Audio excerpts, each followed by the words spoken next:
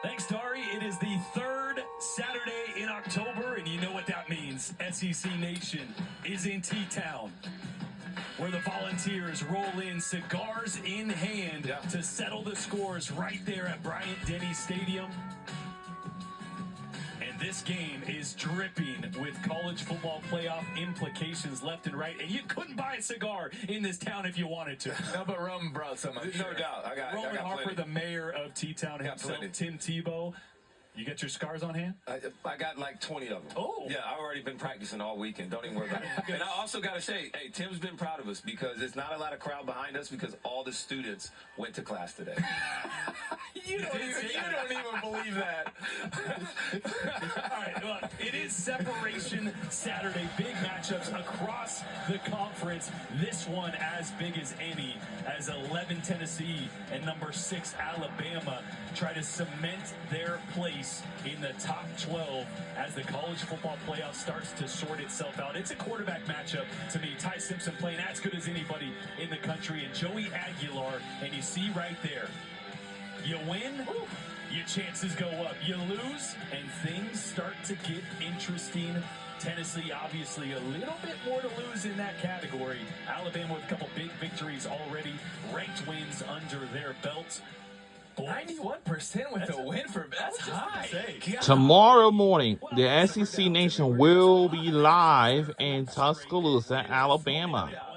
Yes, and they've gotten so much better. From week one, they have done the best job in college football to me of adapting from who they were week one and not letting the human element change this team, meaning they didn't get down on themselves. They went to work. They grew. They learned. They improved. Ty Simpson has become one of the best players in college football. His relationship with these receivers is I mean, they're so on the same page, right? His ability to play in clutch situations on third down in the red zone is the best in college football. So this Alabama team, they didn't get down after week one. They've been super resilient, and they have bounced back. Rome, you put this Alabama helmet on. You've played in this game. Yes. What concerns you about this Tennessee offense as you watch it? Well, the ability to run the football. Yeah. And, of course, when, they like to stretch you out horizontally before they attack you vertically.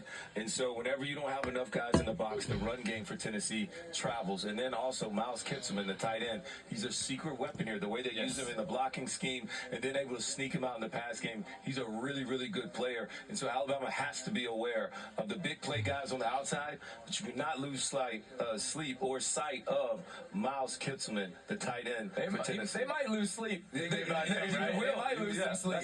On paper, this Tennessee offense has been unstoppable. Yes. I mean, the numbers are unbelievable. They lead the country in points per game at 48.2. Pass yards per game are through the roof. Explosive plays as well, as good as it gets. I think when we watch this offense, Tim, I marvel at not just how they use space, like Rowan said, but when you go as fast as Tennessee is going to go, you have to make it simple for your side of the ball, while on the other side to the defense, making it look somewhat complex. And that's what you see. And they do that with tempo, but they also do that with formations and scheme. Here you're going to see a counterplay, pulling a guard, pulling your tight end. And by the way, Roman is so right. That tight end can absolutely block. That's a normal counterplay. But then you're going to see a counterplay out of 4 wide. You're going to spread them out even wider. Now you're going to run a counter. This is near the end of the first half. And now you get a gash to be able to score before halftime. But I love it. They can play fast because they call the same plays from different formations with tempo. Now you're going to see another counterplay, but the tight ends on the opposite side. Look at the backers. Go to the right. Now you're going to have the back coming back to the left, and now you're setting up blockers. So you're making your players even better based on the coaching and the scheme. But what happens after that? Now we're going to fake like a counter. Oh, my tight ends comes down. My guard comes down. But, oh, wait, all of my backers. Now you're in the box now and get an easy, skinny post right behind you. They set up one play to the next. And by the way, the last 2 plays were one after the other. They're going to show you something, but then there's also a counter punch off of that move. That's what I think this Tennessee offense does as good as anyone in the country. And to that point, I think what impressed me about Alabama's defense last week and Kane Womack was his ability to adjust. Yes. Missouri went right down the field. Yes. Dice, touchdown. The run game was going early, and then he made some adjustments. They got firmer on the edge. They started to penetrate more with those guys up front to slow down that outside zone. Rome, defensively, what's most important in this one?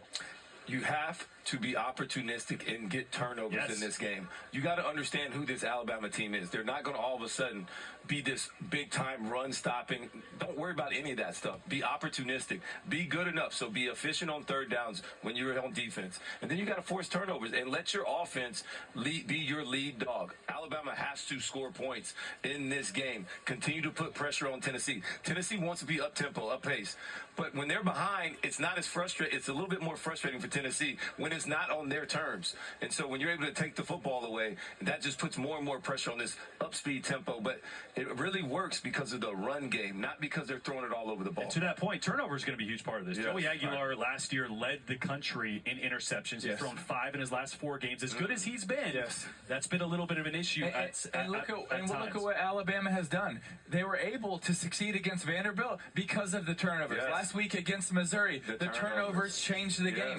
And if they can do that again, they will be able to walk out with the W. You know what I want to see from Alabama? I want to see him get in the goal line and get big old number 7. We need to give him the rock. And split him out wide and go one-on-one jump ball. Who's stopping 6'7", 366 pounds? Dude, he can't catch with a tape on his hands. Figure that out? I tell you, the crowd is going to shake when he comes down. Our boy Marty sat down with the mountain of a man that is Caden Proctor. Oh, sorry. Dang. Who is really at this point.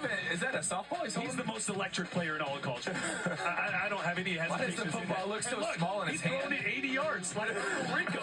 Let the man throw. Let him eat. And once again, tomorrow, SEC Nation will be live in Tuscaloosa, Alabama tomorrow morning at 10 a.m. Saturday on. Well, we can just party started, guys. I'm like, yeah. Classic City of Athens, Georgia.